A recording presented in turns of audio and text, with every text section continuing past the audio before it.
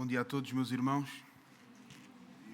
Espero que estejam todos bem neste dia que nós simplesmente nos reunimos e nós cultuamos ao nosso Deus. Pedia que os irmãos fossem abrindo, aqueles que ainda não abriram, outros já estão muito bem habituados ao nosso programa de culto, que já o fazemos há mais de um ano, né? E abríssemos as nossas Bíblias em Efésios, no capítulo 5. Vamos ler do versículo 21 até ao versículo 33, Efésios 5, do versículo 21 até ao versículo 33. Diz assim: sujeitando-vos uns aos outros no temor de Cristo. As mulheres sejam submissas ao seu próprio marido como ao Senhor, porque o marido é o cabeça da mulher, como também Cristo é o cabeça da Igreja, sendo este mesmo o Salvador do corpo. Como, porém, a Igreja está sujeita a Cristo, assim também as mulheres sejam em tudo submissas ao seu marido. Maridos, amai vossa mulher, como também Cristo amou a Igreja, e a si mesmo se entregou por ela, para que a santificasse, tendo-a purificado por meio da lavagem de água pela palavra, para apresentar a si mesmo Igreja gloriosa, sem mácula, nem ruga, nem coisa semelhante, porém santa e sem defeito. Assim também os maridos devem amar a sua mulher como ao próprio corpo. Quem ama a esposa, a si mesmo se ama. Porque ninguém jamais odiou a própria carne, antes a alimenta e dela cuida, como também Cristo o faz com a Igreja, porque somos membros do seu corpo. Eis porque deixará o homem a seu pai e a sua mãe, e se unirá à sua mulher, e se tornarão os dois uma só carne. Grande é este mistério, mas eu me refiro a Cristo e à Igreja. Não obstante, vós, cada um de por si também ama a sua própria esposa como a si mesmo, e a esposa respeite ao marido. Vamos orar, meus irmãos.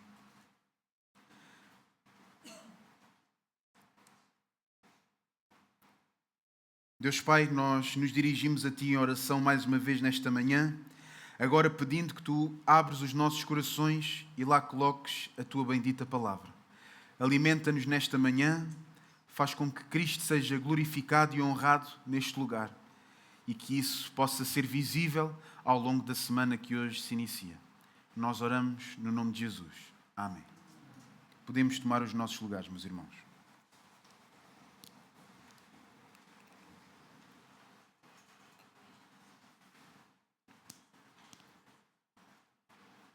Este novo local para o horário é muito bom, porque se nós nos mantivermos atrás do púlpito não vemos o tempo. Isto foi algo que nós fizemos antes de experimentar. Para o nosso pastor será ótimo este lugar, que de certeza que ele irá gostar desta nova posição do horário.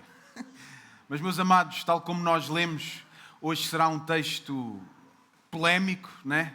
Nos dias de hoje, falar acerca da mulher submissa ao homem é um tema bastante delicado, bastante criticado, bastante condenado na nossa sociedade nos nossos dias de hoje. É um tema bastante sensível para a nossa sociedade, para o nosso mundo, pleno século XXI. A Europa é um tema bastante complicado, não é? Mas não só esse tema é complicado, como os irmãos devem calcular, para mim falar acerca de casamento também por si só é bastante complicado também, não é? Para aqueles que não sabem, eu não sou casado, apesar de parecer um homem já feito, ainda sou muito novo. Mas, depois de eu até perguntar ao nosso pastor se eu, ao estudar, parece-me que o som está a fazer assim alguma... não? Depois de eu perguntar ao nosso pastor, por eu estar a estudar a carta de Efésios, inclusive eu perguntei se eu deveria ou não pregar esta passagem, por respeito a todos aqueles que são casados, e têm certamente uma experiência completamente diferente da minha, não é? A minha é de ver os meus pais, ouvir aquilo que deve ser feito, e vocês todos saberem exatamente o que é na pele, não é? Refiro-me àqueles que são casados, não aos namorados, futuros namorados, qualquer outro tipo de coisa, eu refiro-me aos casados. Mas hoje É um texto que vai abordar este tema do casamento, mas que nos vai levar a todos nós, sejamos nós jovens, mais idosos, talvez aqueles que até já viram o seu companheiro ou companheira partirem, aqueles que um dia se irão casar, aqueles que estão casados há 50 anos, aqueles que se casaram há pouco tempo. É um texto que vai falar a todos nós. E nesta manhã nós vamos continuar exatamente este estudo da carta do apóstolo Paulo aos nossos irmãos lá em Éfeso, né? Mas nós não falamos lá em Éfeso como se eles estivessem lá agora a ouvir o apóstolo Paulo. Eles ouviram o apóstolo Paulo há milhares de anos. E essa é a primeira coisa bela que nós temos a retirar das Escrituras, é que elas são sempre atuais. Não é? Nós vemos um tema que o apóstolo Paulo vai enfatizar, não é por acaso, que o apóstolo Paulo vai dizer para as mulheres serem submissas e não só, mas também para os maridos amarem a própria mulher. Paulo não vai falar disso à toa. E se era necessário há 2000 anos atrás, quando Paulo fez à igreja em Éfeso, quanto mais é necessário hoje em dia em Portugal, na nossa Europa, no século XXI.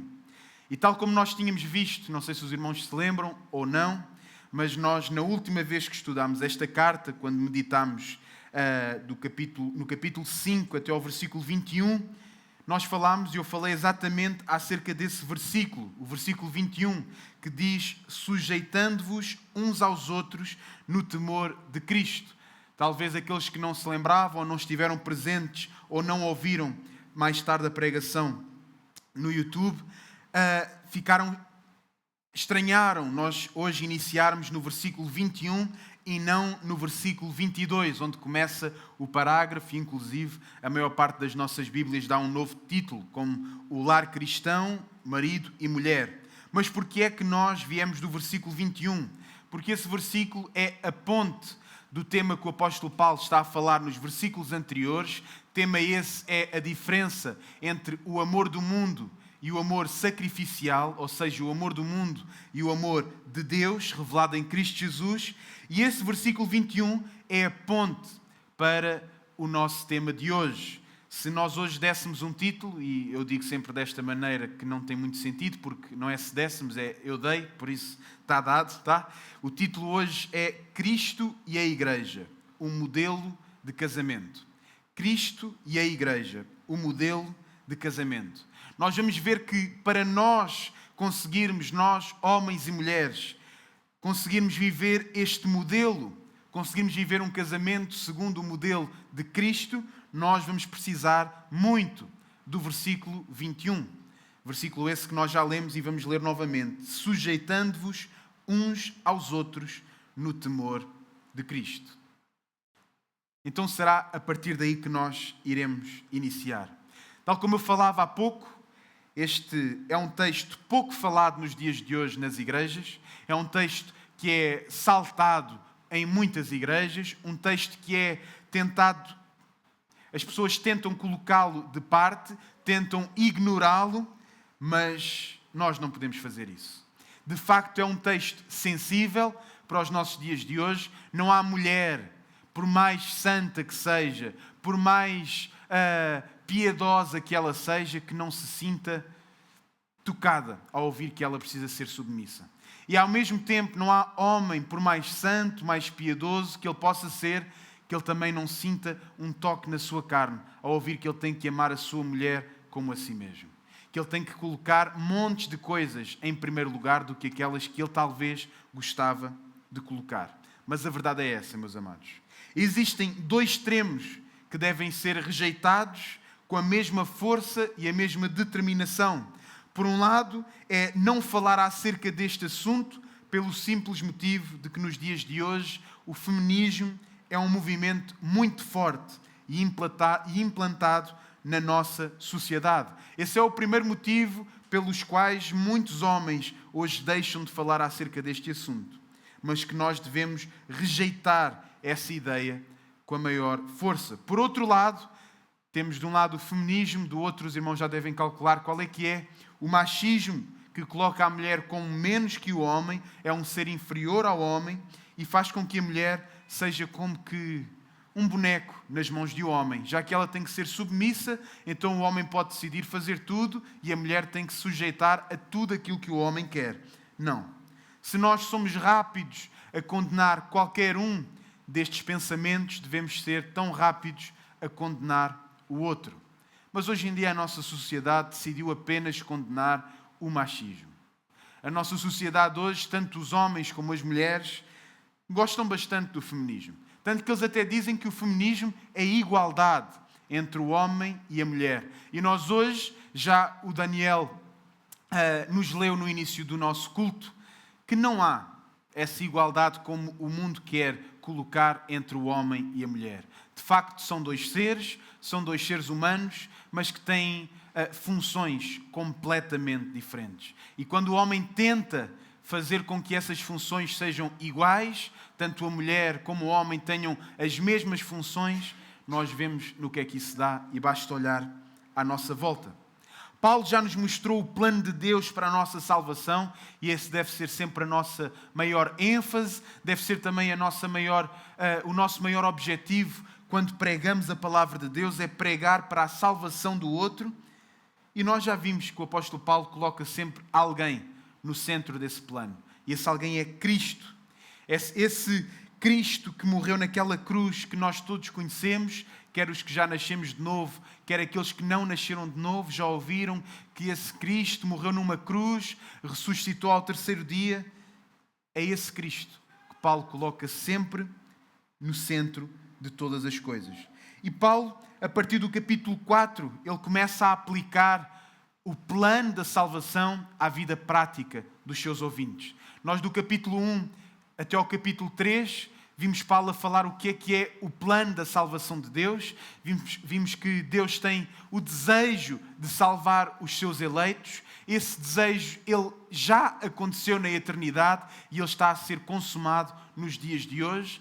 Vemos que o povo de Deus ele foi transportado das trevas para a luz e depois vamos ver isso em prática na vida dos eleitos, na vida da igreja em Éfeso. Por isso o apóstolo Paulo primeiro apresenta o seu argumento, o que é o plano de Deus para a salvação, e depois apresenta aquilo que é a vida prática de todos os filhos de Deus.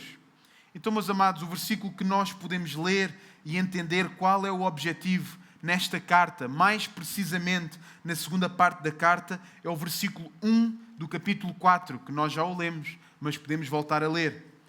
Neste versículo 1 do capítulo 4, entendemos o tempo, o espaço em que o apóstolo Paulo fala e escreve esta carta, ou dita esta carta.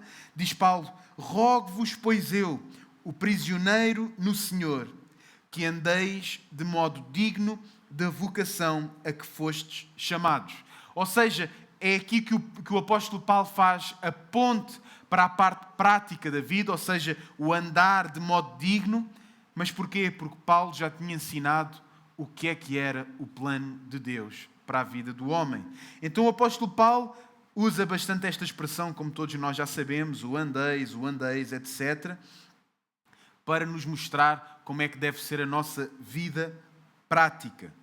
Meus amados, se nós somos filhos, se a nossa identidade já mudou, se nós fomos verdadeiramente transformados, se fomos chamados das trevas para a luz, então que nós vivamos esta vida. É o que o apóstolo Paulo está a dizer. Eu estou aqui preso, mas estou preso no Senhor mais do que qualquer outra coisa. Não que isso prenda fisicamente ou espiritualmente o apóstolo Paulo, que ele esteja como dentro de uma sala que não possa sair, mas ele está preso à maior liberdade que é Cristo. E o próprio apóstolo Paulo diz: vocês andem da vida à qual vocês foram chamados para viver. Vocês vivam uma vida que valha a pena. Então, meus amados, que nós possamos fazer aquilo que o apóstolo Paulo nos exortou a fazer, que é viver de acordo com a nossa vocação. E o apóstolo Paulo, a partir do capítulo 4, ele vai entrando em detalhes, e chega ao detalhe mais específico entre o esposo e a esposa, e ele vai ter que aí dividir os caminhos. Paulo não pode continuar a falar como um todo, como uma unidade e dizer as mesmas coisas a todos. Não. o apóstolo Paulo, neste ponto em específico, ele tem que falar às mulheres e tem que falar aos homens, porque é diferente uns dos outros. Então, meus amados, no início do capítulo 5, que nós já estudamos e também já meditamos, nós vemos o contraste entre o amor sacrificial e o amor falso, o amor do mundo. E esse é o ponto que tem que estar sempre bem atento na nossa mente, por isso é que nós estudamos as cartas ou os livros sequencialmente. Acredito que para os irmãos seja complicado, porque eu já preguei há algum tempo e podem-se já não lembrar, mas é sempre importante nós termos na nossa mente a diferença entre o amor sacrificial, o amor de Deus, e o amor do mundo, um amor falso. Se nós não tivermos na nossa mente essa grande diferença, talvez seja mais complicado nós conseguirmos meditar no texto de hoje. Mas reparem que é neste contexto, no contexto entre a diferença do amor sacrificial, do amor falso, do amor do mundo, que nós devemos amar. Nós somos chamados a amar. O apóstolo Paulo enfatiza isso no capítulo 5, principalmente na primeira parte do capítulo 5 até ao versículo 21. Nós somos chamados a amar. Não há ninguém no mundo que não ame. Depende, é o que é que ele ama. Mas toda a gente no mundo ama alguma coisa. E nós somos chamados a amar com um amor sacrificial. Este é um amor que olha para os interesses dos outros e não para os meus. É um amor que vê o melhor primeiro para o outro e depois para si mesmo. Mas também, como nós falámos, não é um amor cego. Não é um amor que não vê os meios para atingir os fins. Não é um amor que acha que o bem para o outro é o que o outro acha que é para si mesmo. É um amor que verdadeiramente conhece o que é o bem. É um amor que verdadeiramente conhece o que é o melhor para o outro. E aí ele entrega. E o melhor é Cristo. Então, meus amados, é um amor que o apóstolo Paulo explica neste contexto e vai falar acerca da relação entre marido e mulher. E não é por acaso que o apóstolo Paulo, logo de seguida, a falar acerca do amor sacrificial, vai falar acerca da relação entre marido e mulher. O texto que nós vamos meditar hoje e que já o lemos é nada mais do que a continuação deste estudo do verdadeiro amor.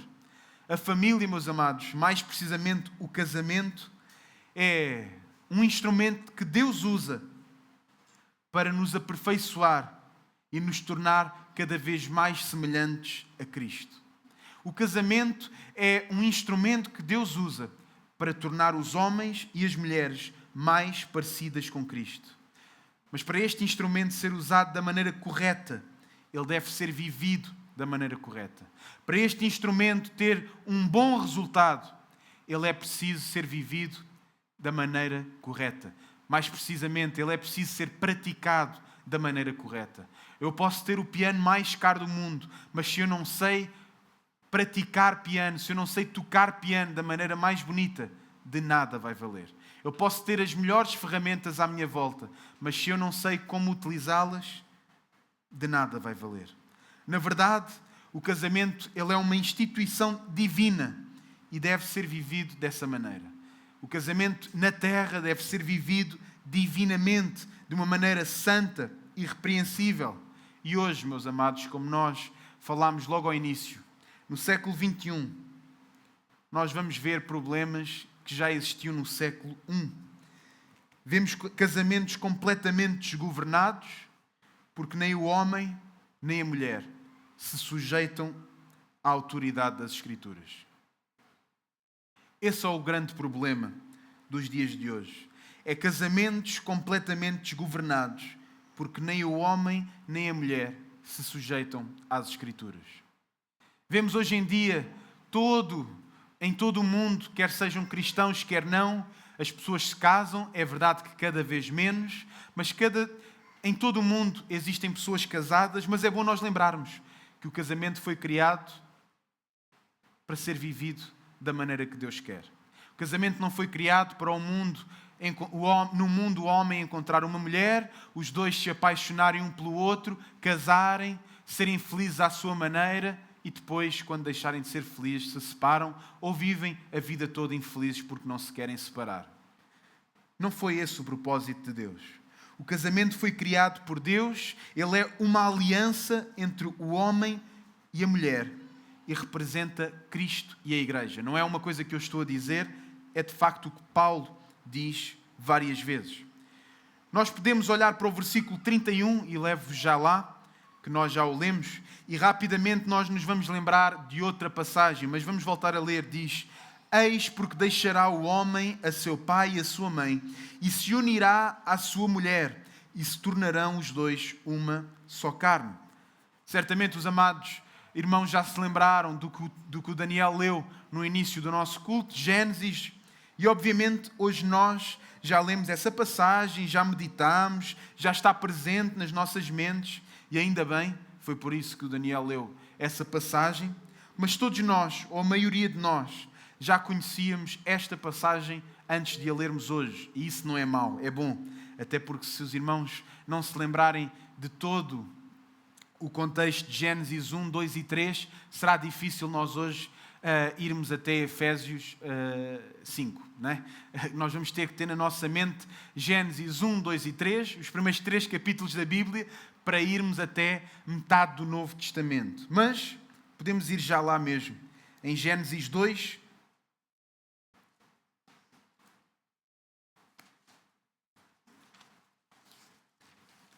logo ao início da Bíblia, aqueles que têm Bíblias iguais às minhas, está na página 4 e 5. E a maioria da nossa igreja temos todos quase as Bíblias iguais, isso é bom. Não é nada acerca do que foi falado na quarta-feira, que eu já sei que foi falado, mas não é nada disso que eu estou a comentar. Lembrei-me agora disso, não é nada disso. Mas, meus amados, podemos olhar para o versículo 18, e é aí que o Daniel começou a ler, e é aí que nós iniciaremos agora este nosso tempo. Lemos que o próprio Deus, ele vai dizer algo que é inédito em toda a história até ao momento. Deus pela primeira vez vai dizer algo que nunca Deus tinha dito na história até ao momento aqui. E disse mais o Senhor Deus: não é bom que o homem esteja só. Far-lhe-ei uma auxiliadora que lhe seja idónea. Não é bom. Primeira vez na história que o Deus que criou todas as coisas, que ao fim de criar qualquer coisa dizia: e viu Deus que era bom. Deus vai dizer: não é bom. Aqueles que estão neste lugar, que nasceram de novo, ou aqueles que não nasceram de novo e estão neste lugar, ou aqueles que não nasceram de novo e iam à escola dominical, certamente sabem que em Gênesis 1 nós vemos a criação de Deus. E as Escrituras dizem: depois de Deus criar todas as coisas, e viu Deus que isso era bom. E viu Deus que isso era bom. E viu Deus que isso era bom. É uma repetição, não faz da repetição algo banal. De facto, era bom. Nós olhamos à nossa volta e não é bom. O mar não é bom. O campo não é bom. As florestas não são boas. Tudo aquilo que nós olhamos à nossa volta é belo, é perfeito, é bom. Mas Deus, no versículo 18, vai dizer pela primeira vez: não é bom.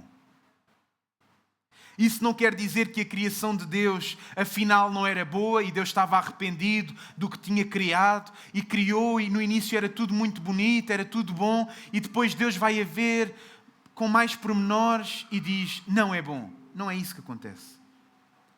Mas havia algo que em si não era bom. O facto de o homem estar só não era bom. Reparem que a primeira coisa que Deus vê que não é bom, antes sequer de haver pecado, é que não é bom o homem estar só. Isto revela que havia algo que estava incompleto ainda. Havia algo que faltava. Kevin DeYoung diz no seu livro Homens e Mulheres: não era bom para o homem ficar sozinho, pois assim ele não poderia ser frutífero, multiplicar-se e encher a terra. Continuando a citar, aqui novamente vemos a complementariedade ordenada entre o homem e a mulher. Um outro homem poderia ter ajudado a Adão a lavrar a terra. Outro homem poderia ter provido energia e um descanso para Adão, se fosse para fazer trabalhos pesados. Claramente, um homem era mais capaz para isso do que a mulher. Se fosse para o Adão poder descansar enquanto o outro trabalhava, fazia mais sentido um homem, sim.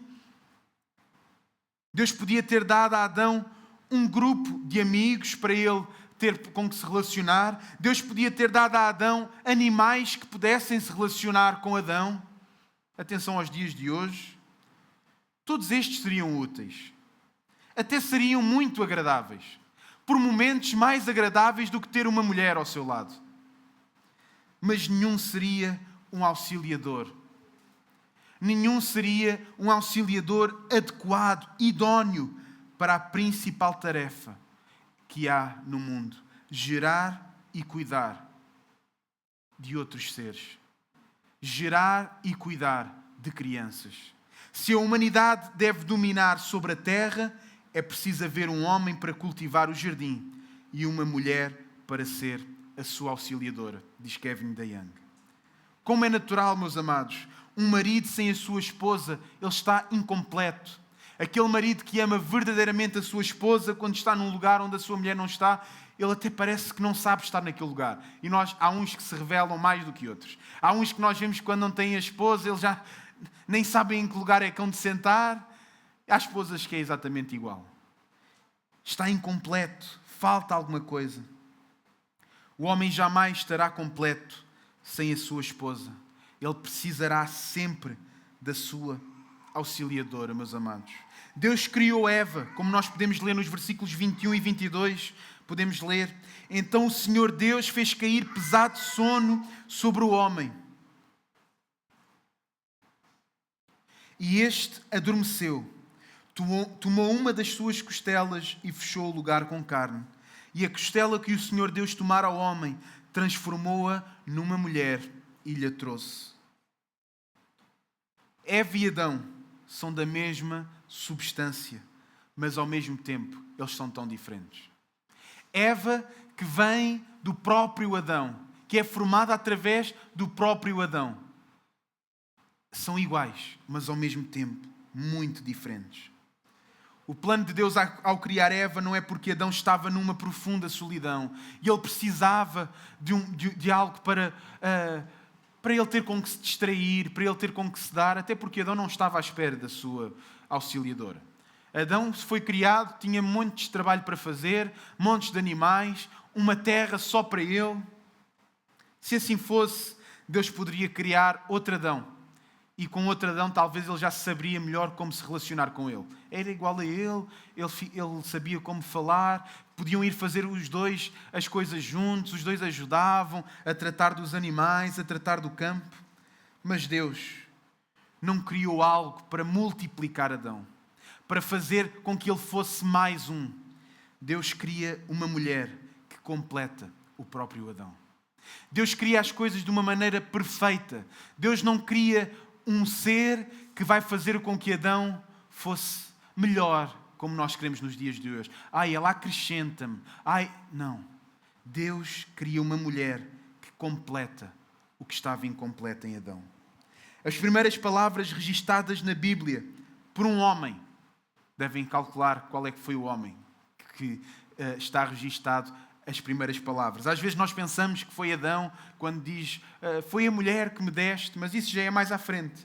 Mas a verdade é que as primeiras palavras registadas na Bíblia por um homem é Adão. E é por um homem apaixonado pela mulher que Deus lhe deu. E disse o homem no versículo 23, esta afinal é osso dos meus ossos, é carne da minha carne, chamar-se-á varoa, porquanto do varão foi tomada. Adão está apaixonado por aquela varoa que se formou a partir dele mesmo. Mas ele reconhece, não é varão. A primeira ênfase que há nas Escrituras é que é homem e mulher, porque Deus primeiro criou o homem e depois criou a mulher, e depois o próprio homem, quando ele tem um estado de consciência puro, ele reconhece quem ele tem ao seu lado não é um homem, mas uma mulher. O versículo 24 é o versículo que Paulo citou aos Efésios, e nós já o lemos, não vamos ler novamente. E Paulo, para explicar o amor que deve haver entre o homem e a mulher, vai mais ao original possível. Adão e Eva. O primeiro casamento, o casamento que é o relacionamento mais profundo que pode haver, mas não só o mais profundo, como o mais completo. O casamento é o relacionamento mais completo que pode haver. É também o relacionamento que tem mais consequências, se ele for um casamento bom ou se ele for um casamento mau. Um casamento bom é capaz de deixar uma casa alegre, feliz, viverem uma vida alegre, uma vida leve, mas se o casamento for mau, é capaz de destruir vidas.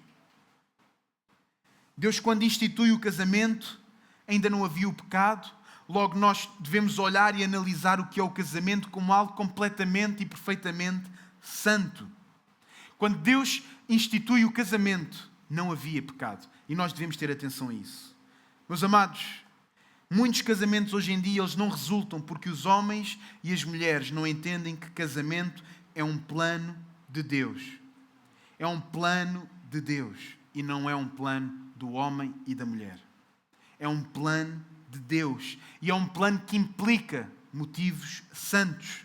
Não vale de nada casar e pedir que Deus abençoe e seja com o nosso casamento, que Ele faça com que os sonhos que nós temos para o nosso casamento se concretizem. Não vale de nada fazer isso, se esses sonhos não fizerem parte da vontade e dos planos de Deus.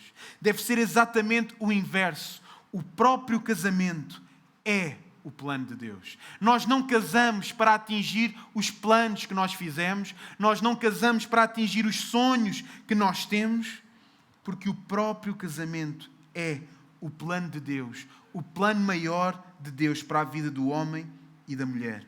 O pastor Tiago Oliveira diz: antes de criares os teus sonhos acerca do teu casamento, reconhece antes que foi Deus que criou o casamento e procura entender o que Deus quer com o casamento. Antes de dares um passo à frente, de casares para atingires o que tu desejas, reconhece que é o próprio casamento o plano de Deus. Obviamente, Deus constitui o casamento entre homem e mulher, não entre homem e homem, ou mulher e mulher, ou entre homem que se acha homem e mulher, com uma mulher que se acha mulher e homem. Não é isso. É homem e mulher.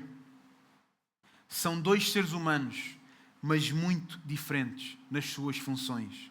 Isto não quer dizer que um é mais importante que o outro, mas quer dizer que Deus criou o homem e a mulher. E aqui nós começamos a entrar no tema mais complexo deste século. Deus criou o homem e a mulher com diferentes funções. Para o casamento, para o lar, para a igreja, para praticamente todas as coisas.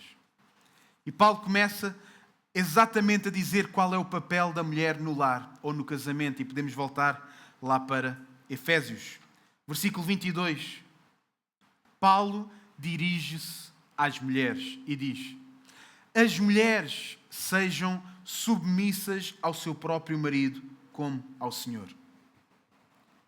Paulo dirige-se às mulheres. As mulheres devem ouvir, mas esse não é o ponto. É que Paulo não está a dizer aos homens para dizer às mulheres, não está a dizer às crianças, aos filhos para dizer às mães. Paulo está a falar às mulheres. Meus amados, se Paulo falasse aos homens, para os homens irem dizer às suas esposas, seria completamente diferente. Os homens já iriam dizer noutro tom, já iriam dizer num ato de superioridade, mas a verdade é que Paulo fala às mulheres, porque a submissão deve ser um ato voluntário da esposa e não algo imposto pelo marido.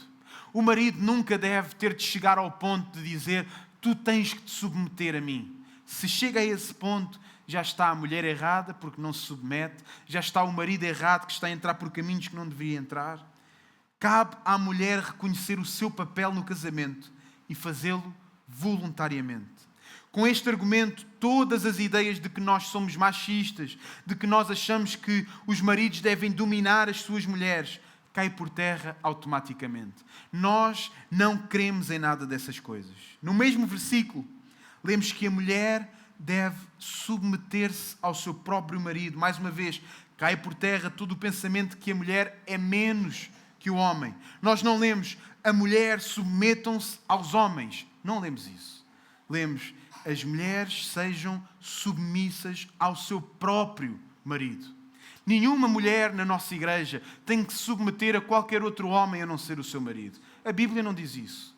A Bíblia não diz que a esposa do A tem que se submeter ao B. Não diz isso. Isso seria ir completamente contra as Escrituras. Não vemos nas Escrituras que as mulheres têm menos inteligência que os homens, que as mulheres têm menos habilidade para fazer as coisas gerais, que têm menos capacidade ao pensar. Meus amados, não é esse o motivo pelo qual a mulher se deve sujeitar ao homem. A mulher não se deve sujeitar ao homem porque ela é menos do que um homem, mas sim porque é um motivo que ela completa o homem. E nós temos de olhar para as Escrituras como elas são. E se nós fôssemos ver Gênesis 3, após a queda de Eva, iríamos entender todas estas coisas. Mas os irmãos podem ir ler Gênesis 3, o próprio Deus diz que a mulher seria dominada pelo marido. Porquê? Por causa do pecado. E essas são as primeiras evidências. Mas antes do pecado já havia o casamento. Antes do pecado já havia esta cumplicidade entre o homem e a mulher. Então a mulher deve se submeter ao marido, não porque ela é menos do que o homem, mas porque se ela assim o fizer, eles vão se completar um ao outro. Ao mesmo tempo, os maridos são chamados a amar.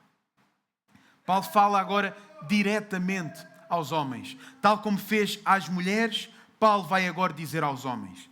Não diz à mulher que o seu esposo tem de a amar, e então a esposa vai chegar a casa e vai dizer: olha, o apóstolo Paulo disse que tu tens de me amar, tu tens de me amar, tu tens de fazer isto porque eu assim não me sinto amada.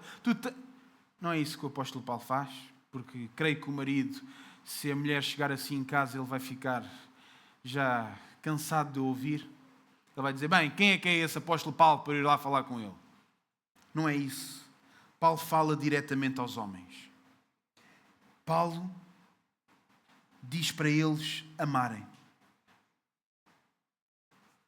E isso chegava no casamento. Se todos os homens, hoje em dia, amassem as suas esposas com um amor sacrificial, não haveria mais divórcios na nossa sociedade. Trata-se de uma relação amorosa. Tal como a mulher se deve sujeitar ao seu próprio marido, o homem é chamado a amar a sua mulher. Meus amados, obviamente nós lemos isso nas Escrituras, mas a liderança do homem no casamento, ela não é um sinónimo de domínio do homem no casamento. Liderança não é sinónimo de domínio, mas sim de amor. Todos aqueles que amam, todos aqueles que lideram alguma coisa, têm de amar primeiro. E isso é no casamento, é na igreja, é nos nossos empregos, seja onde for. Nós primeiramente temos de amar para conseguir liderar alguma coisa. Obviamente hoje em dia na nossa sociedade é desconfortável tanto para os homens como para as mulheres ouvirem que aquele que é o seu papel no casamento é submeterem-se aos homens ou amarem as suas mulheres.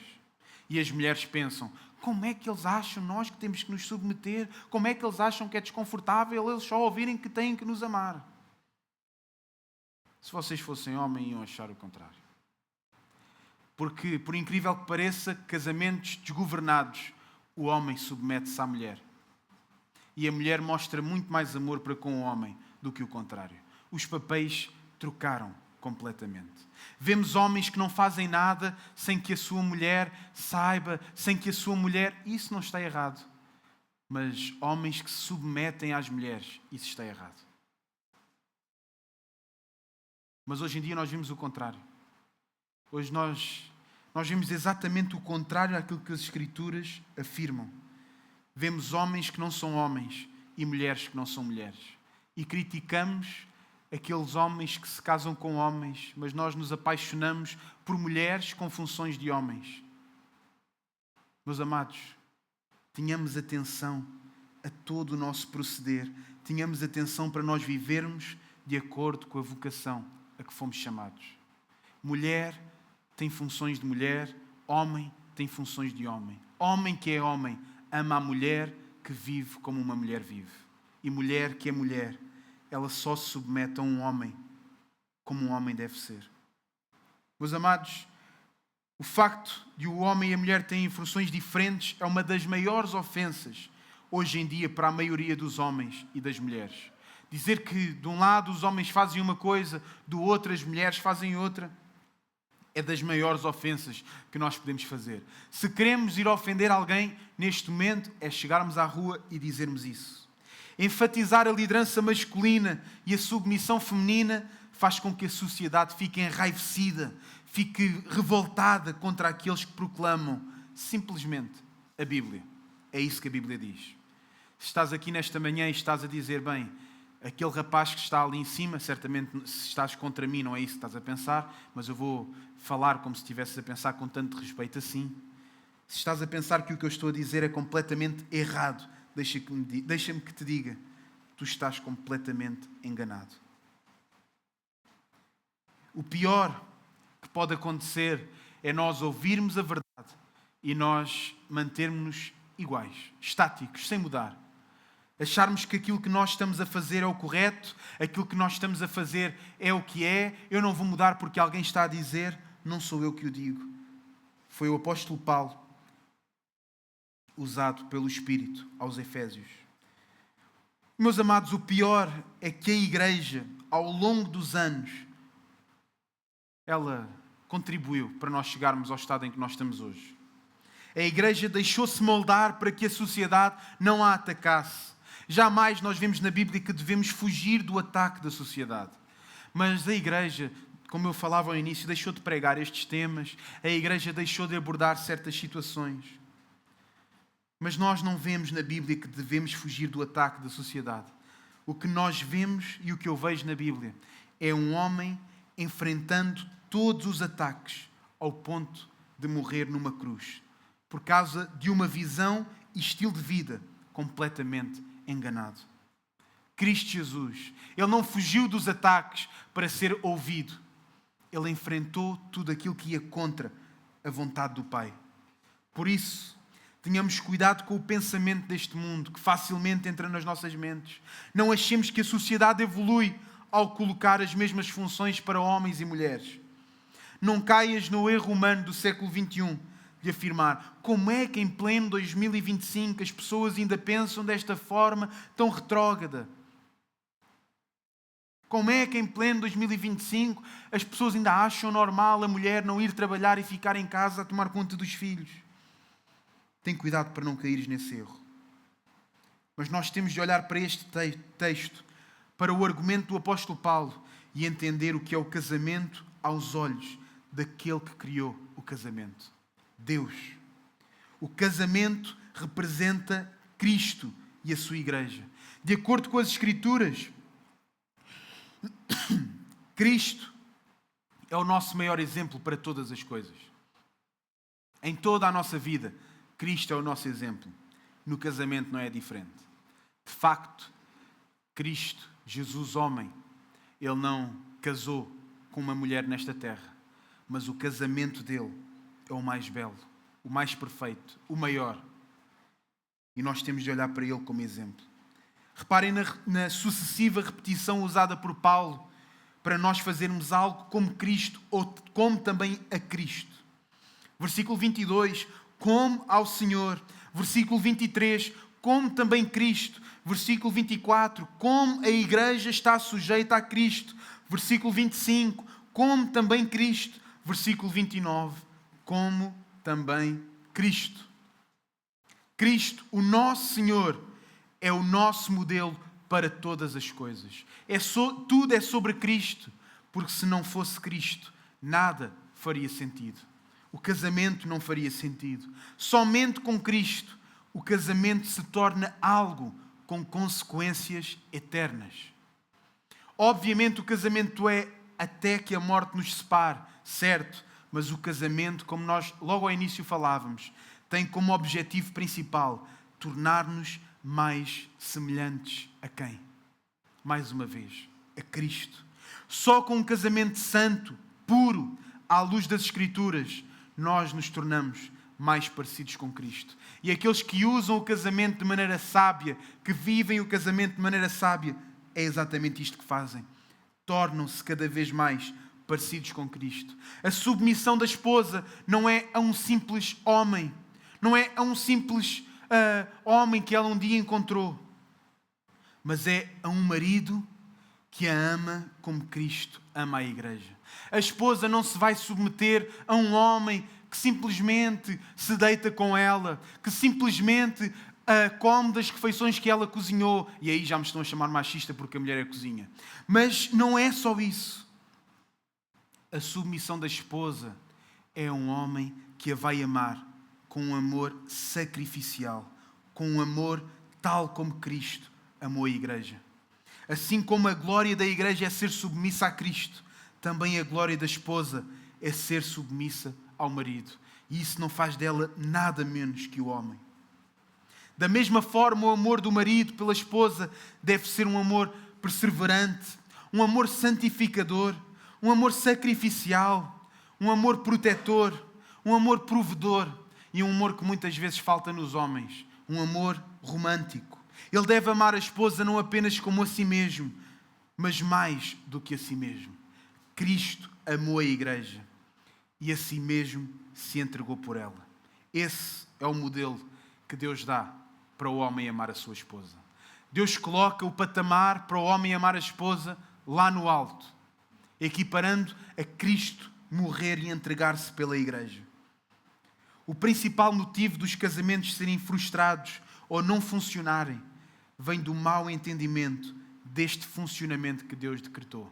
O facto dos casamentos fracassarem é porque o homem e a mulher não entendem qual é a sua função no casamento.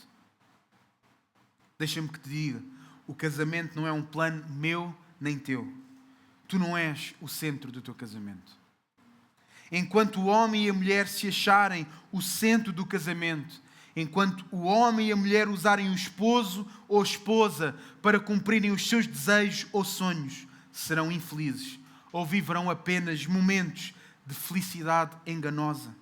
Enquanto o esposo e a esposa não entenderem o perfeito plano de Deus para o casamento, irão fracassar nos seus principais propósitos. O casamento existe para nos ensinar acerca do amor do nosso Deus. Este amor vai ser visível em muitas áreas da nossa vida, mas ele só vai ser visível se o casamento for vivido à luz do amor de Deus. Quando nós nascemos de novo, entendemos que os sonhos de Deus são bem melhores e maiores do que os nossos. Basta nós obedecermos a Deus. Basta nós humilharmos-nos em obediência.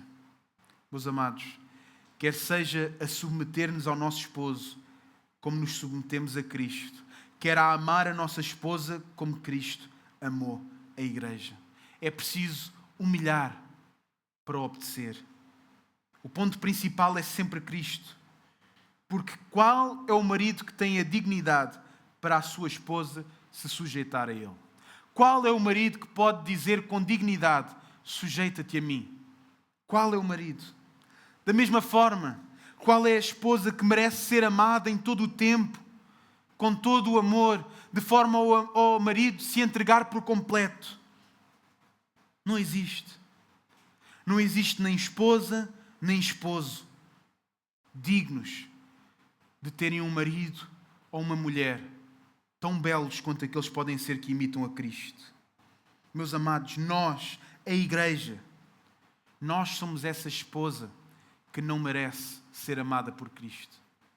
Nós não merecíamos tamanho amor, mas a verdade é que Cristo nos amou. A verdade é que Cristo nos amou com amor sacrificial, um amor que se humilhou, um amor que se entregou até ao fim. Meus amados, a verdade é que Cristo se entregou por nós em amor. Que nós possamos aprender com Cristo para vivermos casamentos dignos, casamentos que honrem a Deus.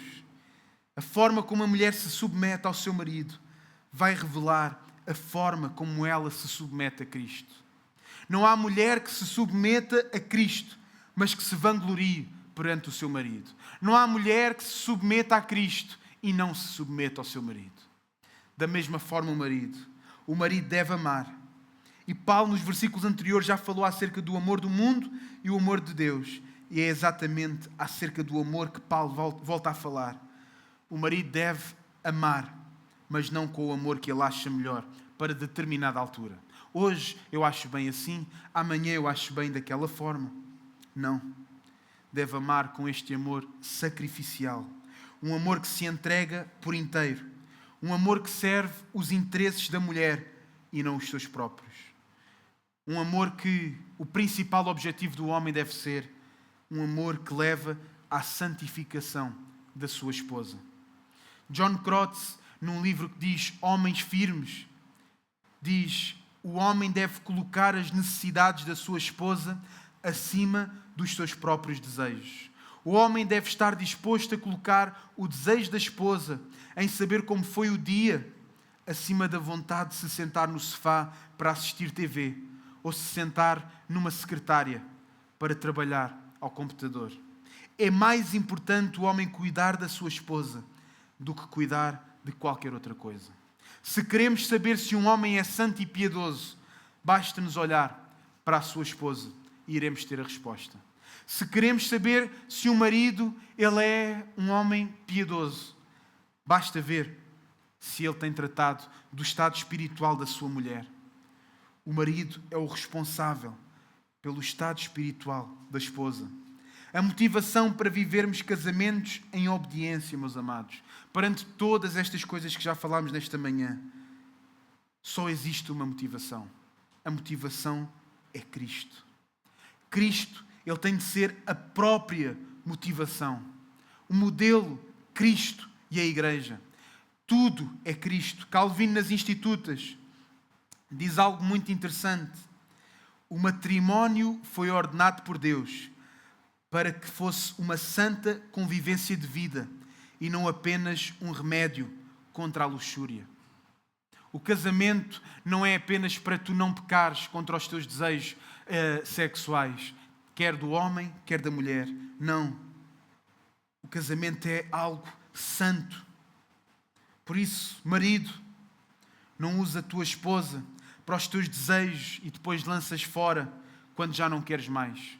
Não uses a tua esposa para quando tens vontades sexuais e depois na hora de falar, na hora de quereres marcar um jantar, na hora de dizer coisas bonitas para ela, tu desapareces. Da mesma forma, a esposa. Que ela possa usufruir daquilo que é belo. Que ela possa sentir que é amada, que ela é cuidada, que ela é protegida. E que ela possa cuidar do seu esposo, a fim de que ele se sinta em casa, em casa. O maior problema hoje é os homens, que leva a muitos divórcios, é homens e mulheres não se sentirem em casa, na sua própria casa. Cabe ao marido e à esposa fazerem de casa a casa dos seus companheiros e companheiras. A maior alegria de um casamento deve ser a sensação, mas não só a sensação, a certeza de que juntos agradam a Cristo. De que juntos são um reflexo de Cristo e da Igreja. A satisfação que o marido e a mulher procuram no casamento deve ser feita em Cristo. Meus amados, quando nós olhamos para Efésios 5 e para o modelo que Deus nos deixou, entendemos que o casamento não é um projeto humano, mas é um reflexo do próprio Evangelho. Assim como Cristo amou a Igreja e a si mesmo se entregou por ela, assim também nós o devemos fazer, homens. E assim como a Igreja se submete voluntariamente e com alegria ao seu Senhor, assim também a esposa se submete ao seu marido. Isso significa que o casamento não é apenas sobre duas pessoas que tentam ser felizes, que tentam alcançar a felicidade, mas o casamento é sobre dois pecadores remidos que vivem para a glória de Deus. E esses dois pecadores que já foram remidos, transformados, eles hoje refletem, ainda que imperfeitamente, a beleza da união entre Cristo e a sua noiva, entre Cristo e a Igreja. Por isso que cada lar que está aqui representado seja só por homens, só por mulheres ou pelo homem e a mulher. Possa ser um lar onde Cristo é exaltado. Que cada marido busque amar a sua esposa com um amor que sacrifica, protege, mas nunca esquecendo. Um amor que santifica a sua esposa. E ao mesmo tempo que cada esposa se submeta com alegria, com confiança, voluntariamente, sabendo que está a refletir a própria Igreja do Senhor. Meus amados, o mundo pode criticar esta visão. A sociedade pode rejeitar este modelo, Cristo e a Igreja. Mas nós cremos que a palavra de Deus ela é viva, eterna e perfeita. E se nós vivermos segundo ela, nós veremos certamente famílias fortalecidas, igrejas edificadas e o mais importante de tudo, o nome de Cristo glorificado. Então que os nossos casamentos eles sejam um testemunho vivo do Evangelho, que as nossas casas sejam um exemplo nesta geração, mostrando que o plano de Deus ele é bom, ele é perfeito e ainda hoje ele é vivido. E se alguém aqui ainda não conhece este amor de Cristo que tanto falei, saiba que antes de poder se submeter ao seu marido, que antes de entender o marido que deve amar a sua esposa, é preciso ser alcançado por este amor. Senão o casamento nunca terá o seu propósito maior. Enquanto homens, maridos, não amarem a sua mulher como amam a Cristo e mulheres se submeterem ao seu marido como se submetem a Cristo, não vai funcionar.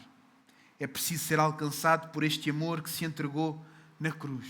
Só em Cristo há salvação. Só em Cristo há perdão.